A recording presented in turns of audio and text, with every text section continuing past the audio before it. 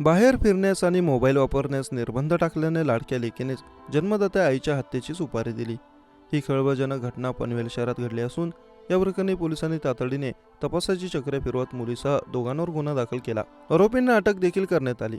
प्रिया नाईक असं हत्या झालेल्या महिलेचं नाव, तर प्रणिता नाईक, विवेक पाटील आणि निशांत पांडे अशी अटक करण्यात आलेल्या आरोपींची नावे. पोलिसांनी दिलेल्या माहितीनुसार मृत प्रिया नाईक यांची मुलगी प्रणिता विवाहित आहे. पतीसोबत पटत नसल्यामुळे मागील 2 वर्षांपासून ती आईकडेच राहत होती. यावेळी बाहेर फिरण्यावर आणि मोबाईल वापरावर प्रिया यांना प्रणितावर निर्बंध आणले होते. यातून सुटका मिळवण्यासाठी प्रणिताने आपल्या आईची हत्या करण्याचा कट रचला. तिने मानलेला भाऊ विवेक पाटील याला 10 लाख रुपयांची सुपारी दिली. आरोपी विवेकने आपला मित्र निशांतच्या मदतीने प्रिया यांचा गळा आवळून हत्या केली.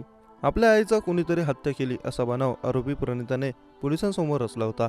या प्रकरणी पोलिसांनी अज्ञात इसमाविरोधात हत्येचा गुन्हा दाखल केला आहे. मात्र तपासात पोलिसांना वेगळा संशय आला. मृत प्रिया यांच्या प्रणितासोबत पटत नसल्याने पोलिसांना लक्षात आले. त्यांनी प्रणिताला ताब्यात घेऊन तिची चौकशी केली. यावेळी तिने उडवाउडीची उत्तरे दिली. मात्र पोलिसांनी खाकीचा इंगा दाखवताच प्रणिता पोपटासारखी बोलू लागली. आपणच मानलेल्या भावाला आईच्या हत्येची सुपारी दिल्याची कबुली तिने दिली. या प्रकरणी पोलिसांनी आरोपी प्रणितासह विवेक पाटील आणि निशांत पांडे या 2 आरोपींना अटक केली असून त्यांच्यावर हत्येचा गुन्हा दाखल केला आहे. मुलीने जन्मदात्या आईचा काटा काढल्याने परिसरात मोठी खळबळ उडाली आहे.